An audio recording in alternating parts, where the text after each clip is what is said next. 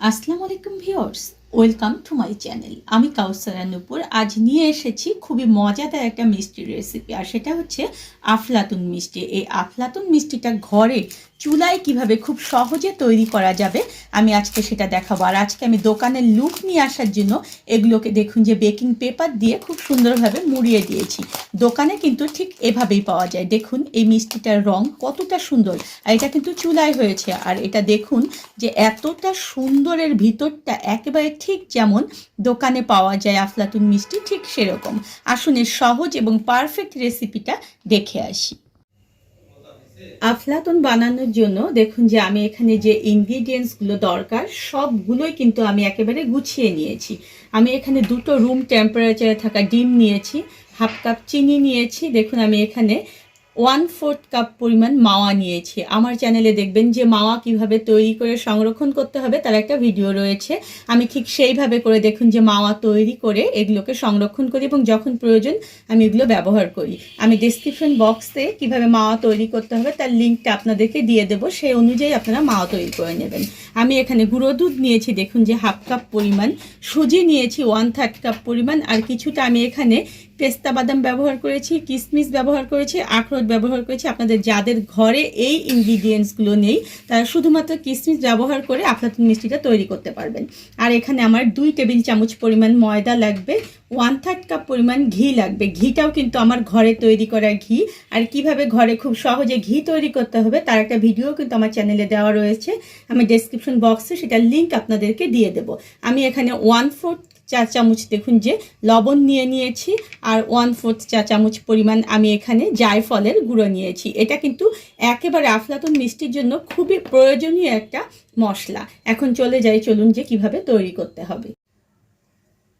কোনো কিছু রান্না করার আগে যখন আমরা এর প্রিপারেশনগুলো একদম ভালো মতো নিয়ে নিই তখন কিন্তু দেখবেন যে সেই রান্নাটা আমাদের জন্য করা সহজ হয়ে যায় এবং পরিচ্ছন্নও হয়ে যায়।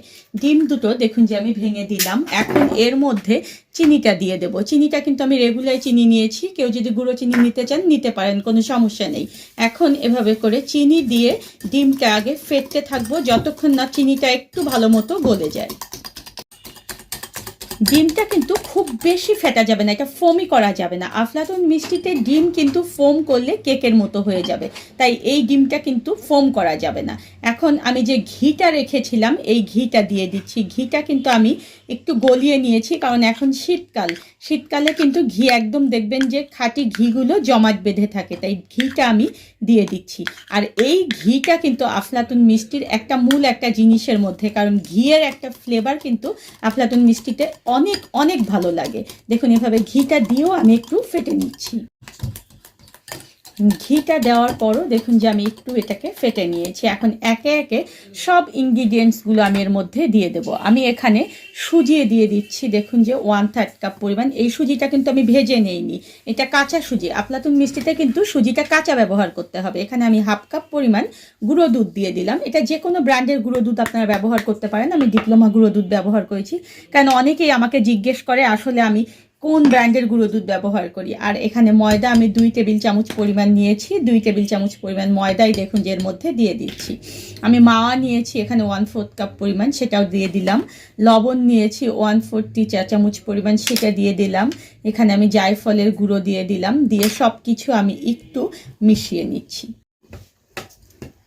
সব কিছু দিয়ে আমি দেখুন যে ভালো মতো মিলিয়ে নিলাম। এখন আমি যে কিশমিশ রেখেছিলাম তার থেকে আমি কিছুটা কিশমিশ এর মধ্যে দিয়ে দিচ্ছি, কিছুটা আখরোট দিয়ে দিচ্ছি, আর কিছুটা পেস্তা বাদাম আমি এর মধ্যে দিয়ে দিচ্ছি, আর কিছুটা কিন্তু আমি উপরে গার্নিশের জন্য রেখে দিলাম। দিয়ে এটাও আমি একটু জাস্ট এভাবে দেখুন যে মিলিয়ে নিয়েছি। এখন অনেকেই দেখা যায় আফলাতুন মিষ্টিতে বেকিং পাউডার ব্যবহার করে। আমি এটা সবসময় বলে দিই, বেকিং পাউডার যদি এখানে ব্যবহার করেন তাহলে এটা কেক হয়ে যাবে। আর আফলাতুন মিষ্টির কিন্তু মূল বৈশিষ্ট্য হচ্ছে এখানে কোনো বেকিং পাউডার ব্যবহার হবে না। এখন আমি একটা 9 ইঞ্চির মোল্ড নিয়েছি, পাউন্ড কেকের মোল্ড, ঠিক সেখানে দেখুন যে আমি বেকিং পেপার বিছিয়ে একটু ঘি ব্রাশ করে নিয়েছি। ঘি ব্রাশ করলে এটা আমার ডিমোল্ড করার জন্য অনেক সুবিধা হবে। এখন আমার যে ব্যাটারটা সেই ব্যাটারটা আমি এখানে দিয়ে দিচ্ছি। এখন একটা স্প্যাচুলা দিয়ে দেখুন যে এই যে আমি ব্যাটারটা ঢেলে দিয়েছি সেটাকে একটু ঠিক করে চারপাশে এভাবে করে সমান করে দিতে হবে। এই যে আমার ব্যাটারটা, এটা কিন্তু কেকের ব্যাটারের চেয়ে একটু ভারী হবে। আর আজকে আমি যেহেতু এটা চুলায় তৈরি করে দেখাবো, তাই চুলায় কিন্তু আমি একটা হাঁড়ি প্রিহিট করতে দিয়েছি। আমাদের ওভেনটা যেমন প্রিহিট করে বেকিং কাজগুলো করতে হয়, চুলাটাকেও কিন্তু আমাদের একটা হাঁড়ি দিয়ে সেটাকে 10 মিনিট থেকে প্রিহিট করে নিতে হয়। এখন চলুন আমরা চুলার কাছে চলে যাই।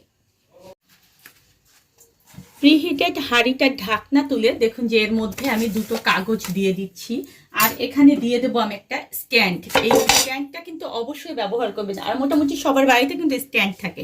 স্ট্যান্ড যদি না থাকে তাহলে যে কোনো একটা বাটি এর মধ্যে দিয়ে দেবেন, দিয়ে সেখানে আপনারা তার উপরে এটাকে বসিয়ে দেবেন। এখন দেখুন যে আমি এই মোল্ডটাকে এর উপরে বসিয়ে দিচ্ছি এবং ঢাকনা দিয়ে এটাকে আমি ঢেকে দিচ্ছি 40 মিনিটের জন্য। চুলার আঁচ কিন্তু দেখুন যে একেবারে লো করে দিতে হবে। আপনি যদি জোর আঁচে এটাকে করেন তাহলে কখনোই এটা পারফেক্ট হবে না এবং পারফেক্ট কালারও কিন্তু আসবে না। আসুন 40 মিনিট এখন আমরা অপেক্ষা করি। 5 মিনিট যখন আমার এরকম হয়ে যাবে বেক, এই 40 মিনিট বলেছিলাম আমি, 5 মিনিট পরে আমি ঢাকনাটাকে তুলে নিয়ে আমি যে গার্নিশ করার জন্য রেখেছিলাম ফ্রুটসগুলো, ড্রাই ফ্রুটসগুলো, সেগুলো আমি এর উপরে দিয়ে দিচ্ছি। আমি প্রথম এটাকে দেইনি, কারণ এটা প্রথম অবস্থায় দিলে কিন্তু একেবারে নিচে চলে যায়, তাই আমি সব সময় দেখা যায় 5 মিনিট 7 মিনিট পরে এগুলো দিই, যাতে করে এগুলো উপরে খুব সুন্দরভাবে থাকে এবং দেখতে ভালো লাগে। এখন এটাকে আমি আবার ঢেকে দিচ্ছি 35 মিনিটের জন্য। ঠিক 40 মিনিট পরে আমি ঢাকনাটা খুলে নিচ্ছি। দেখুন এত সুন্দর একটা কালার এসেছে, আর এটা কিন্তু ওভেনের চেয়ে কোনো অংশেই কম নয়। ঠিক এরকম একটা সাসলিকের কাঠি ঢুকিয়ে এভাবে ঘুরিয়ে দিয়ে দেখুন যে একেবারে ক্লিন বের হয়েছে, এখানে কিন্তু কোনো অবশিষ্ট নেই, তার মানে এটা আমার হয়ে গিয়েছে।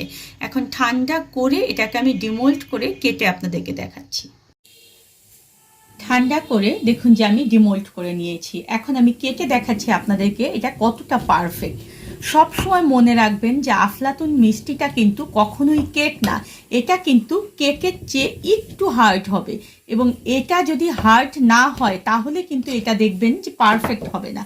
দেখুন আমি দেখাচ্ছি, এটা দেখুন ভিতরটা কতটা সুন্দর, আর এটা এতটা সফট হয়েছে। কেউ যদি চান, মনে করেন যে আফলাতুন মিষ্টির উপরটা শিরা দিয়ে দেবেন, চিনির শিরা, সেটাও দিতে পারবেন। তবে দোকানে কিন্তু যখন পাওয়া যায় তখন কিন্তু এটাতে চিনির শিরা দেয় না, আর বাসভূষা মিষ্টিতে সবসময় চিনির শিরাটা ব্যবহার করা হয়। ধন্যবাদ সবাইকে আমার সঙ্গে থাকার জন্য, আর আমার পরবর্তীতে নতুন আরও কোনো ভিডিও পেতে হলে প্লিজ আমার চ্যানেলটা সাবস্ক্রাইব করুন।